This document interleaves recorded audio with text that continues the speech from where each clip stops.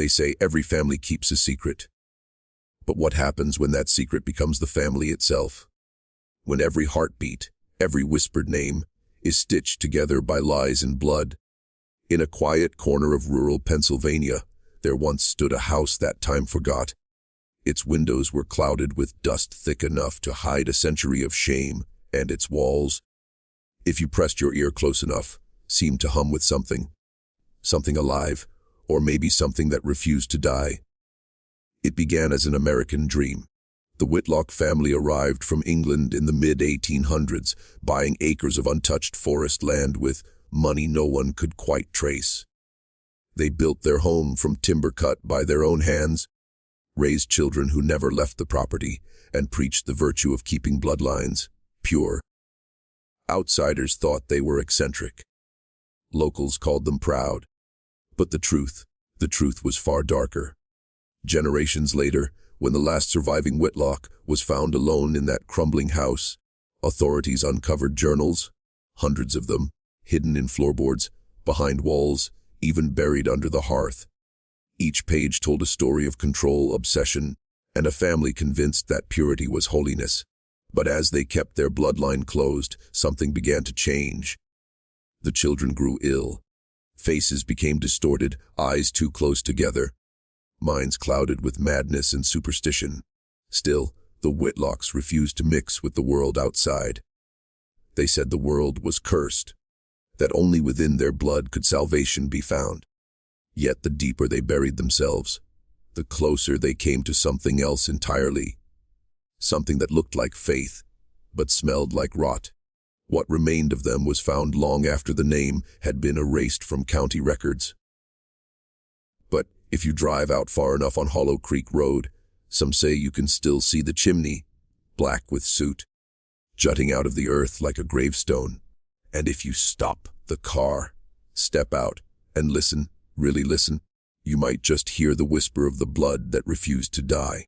Because the Whitlocks weren't forgotten. They were buried, alive, in the story America didn't want to tell. The Whitlocks' story didn't begin with madness. It began with love, or what they thought love was. In 1847, Thomas Whitlock, the family patriarch, wrote in his journal, "The world corrupts the soul through mixture. Only within the same seed can purity remain."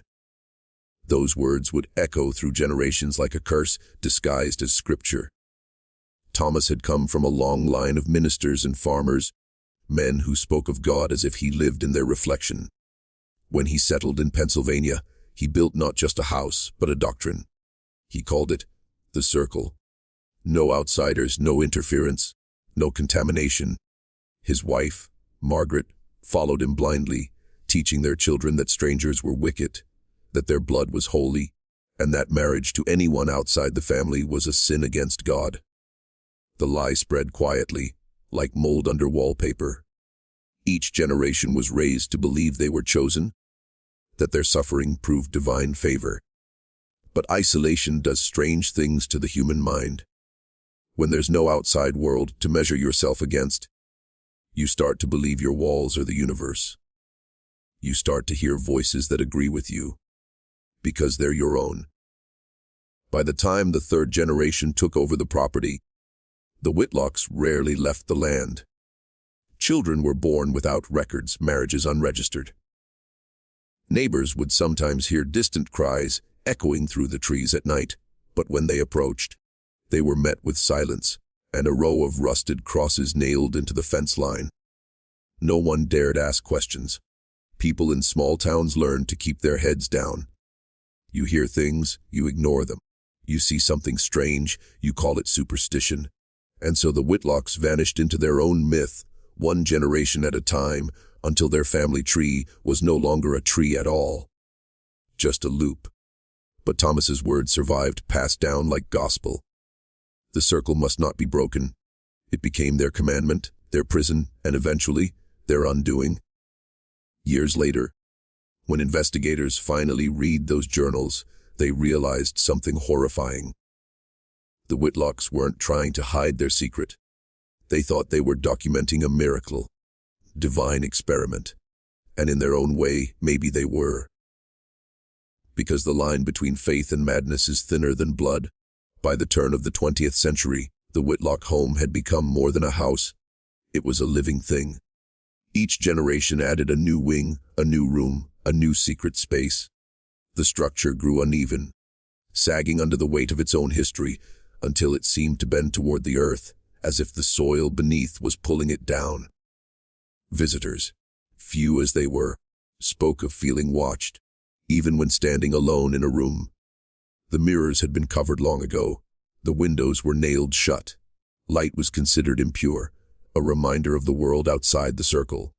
One surviving diary, written by Lydia Whitlock in 1909, described the house as a body made of wood and sorrow. She claimed she could hear the walls breathing at night, sighing like an animal that had lived too long.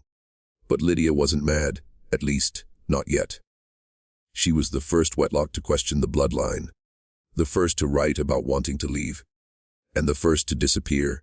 Neighbors told stories about seeing her wandering in the woods barefoot, speaking to the trees as if asking for permission to escape.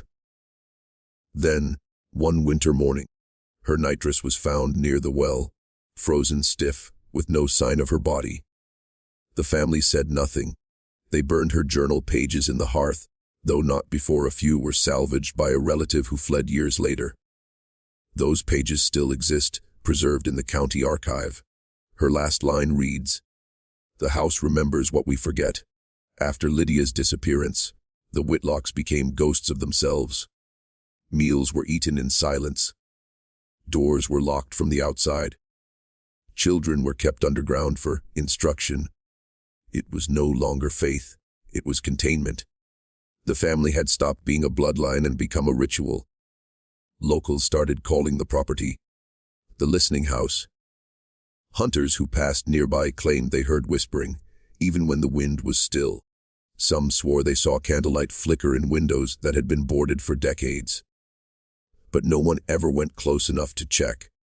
Because by then, the Whitlock house wasn't just haunted by death. It was haunted by memory, and memories, when left to rot, have a way of growing teeth. By the time the 1940s came, the world outside had changed.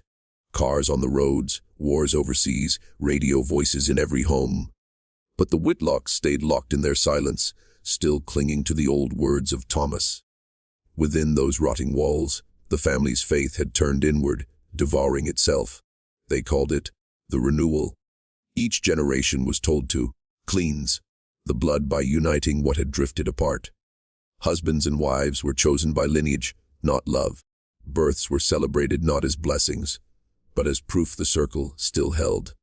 When investigators decades later unearthed the buried journals, they found pages describing strange ceremonies. Nights when candles burned in every room, and the family gathered to recite oaths in a language that no longer made sense. A mix of half scripture and madness.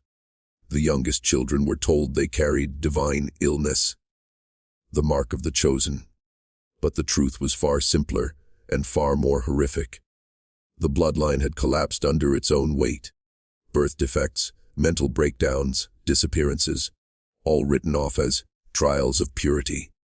The few Whitlocks who dared to question the faith were punished by isolation. Some were sent to live in the attic, their names struck from the family record.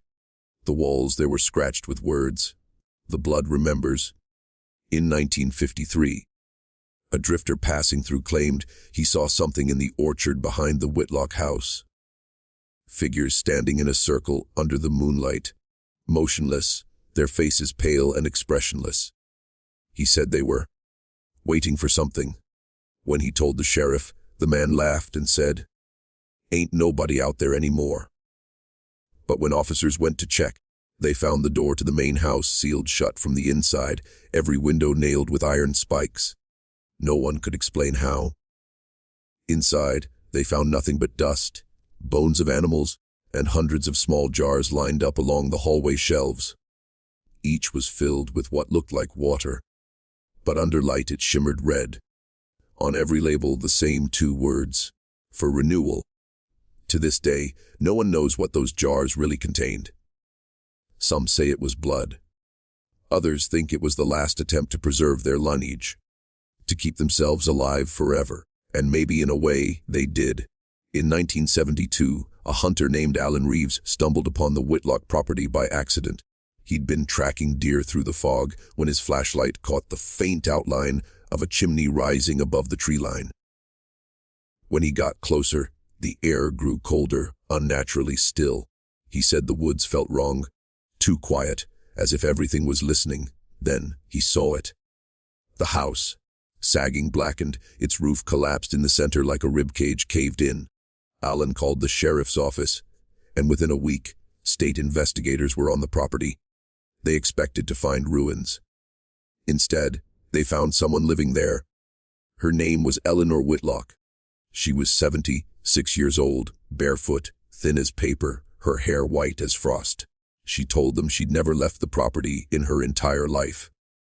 When they asked if anyone else was there, she said, "They're here. You just can't see them the way I do." Inside the house, time had stopped. Dishes still sat on the table, covered in dust. The walls were lined with portraits. Generations of pale faces, each more distorted than the last. Eleanor led them through the halls, speaking softly, calling each portrait by name as if introducing old friends. When one of the men asked about the cellar door, she froze. "That's not for you," she whispered. "That's where the blood sleeps." The authorities found over 40 journals down there, written in multiple hands. The entries described births, deaths, renewals, and something called the binding, a ritual meant to keep the bloodline awake. But the entries stopped suddenly in 1956. After that, only silence. Eleanor was taken into state custody. When asked about her family, she said they'd gone below, that the circle wasn't broken, it had simply gone deeper. She died 2 years later in a care facility, her final words whispered to a nursey, "Don't let them find the roots." When officials returned to the property to investigate the cellar, it had collapsed. The ground had swallowed it whole. And maybe that was mercy. Because some things in American soil are meant to stay buried. If you're still watching, you're already braver than most. Tell us in the comments, what would you have done if this was your bloodline? Would you have stayed to protect the secret or run before it consumed you too? For decades after Eleanor's death, the Whitlock story became little more than a local ghost tale. Something whispered at bars and campfires by people who didn't quite believe their own words. But in 1998, a team of volunteer historians from the State University decided to revisit the site. They weren't looking for ghosts.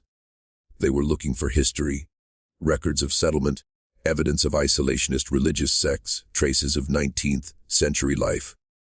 What they found wasn't history. It was horror. When they began digging near what had been the foundation, they uncovered a layer of soil that didn't match the rest of the terrain, dark, dense, almost oily. And beneath it, glass. Dozens of jars, identical to the ones investigators had found half a century earlier. Inside, a crimson residue that lab tests later revealed wasn't animal, wasn't paint, and wasn't quite human either. It carried markers of human blood, but with genetic degradation so severe, it couldn't be traced. Then came the bones. Small ones, children, buried in concentric circles like a symbol. The lead researcher, Dr. Howard Kent, described it in his notes. The arrangement appears ceremonial. The remains are deliberately positioned facing inward, as though toward something central. But the center was empty. After the excavation, Dr. Kent stopped speaking publicly about the case. Within a year, he resigned, moved across the country, and refused interviews. His assistant claimed he'd begun hearing whispers at night. Not voices exactly, just the sound of breathing. The Whitlock property was sealed by state order soon after, and the location was wiped from public record. But rumors spread. People claimed to see faint lights on the hill where the house once stood. Others swore they saw footprints appear in the mud after rain. Bare, small, always leading toward the hollow where the cellar had been. Some say the ground itself moves there, like it's remembering. Others believe the blood never died, It just changed form, waiting, searching for someone with the same name, the same trace of lineage, to call it back. The circle was never broken. It was buried. And like all things buried in America, it's only a matter of time before someone digs too deep again. The Whitlock property has long since been reclaimed by the forest. Trees have grown through what used to be the parlor floor. Moss crawls over the remnants of the chimney. Birds nest where prayers once echoed. But even now, there's something uneasy about the place. Hunters still avoid it. Locals still warn their children not to wander past the hollow after dark. And every few years, someone new comes looking. A filmmaker, a historian, a thrill seeker chasing a ghost. They always leave with the same look in their eyes. Not fear. Recognition. Because the Whitlocks weren't just a family. They were a reflection. A mirror held up to a nation obsessed with purity, lineage, and control. Their madness wasn't born in isolation. It was inherited from an American idea that blood defines worth, and that heritage is destiny.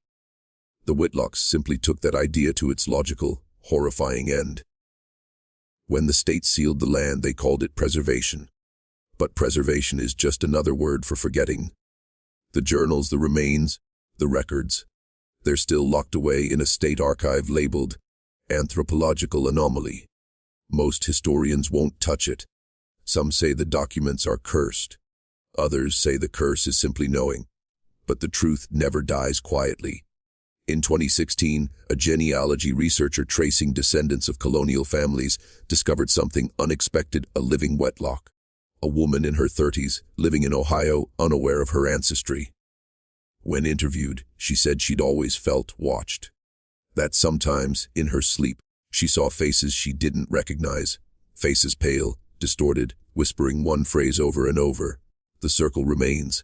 She refused further interviews, moved houses, changed her name. But the researchers who found her claimed strange things began to happen afterward. Computers glitching, data vanishing, old documents rearranging themselves, as if the story itself was trying to protect what was left. Maybe that's the real horror. That stories like this don't end. They wait. The Whitlocks were America's forgotten family. But forgetting doesn't erase. It only buries. And the deeper you bury something, the stronger it grows.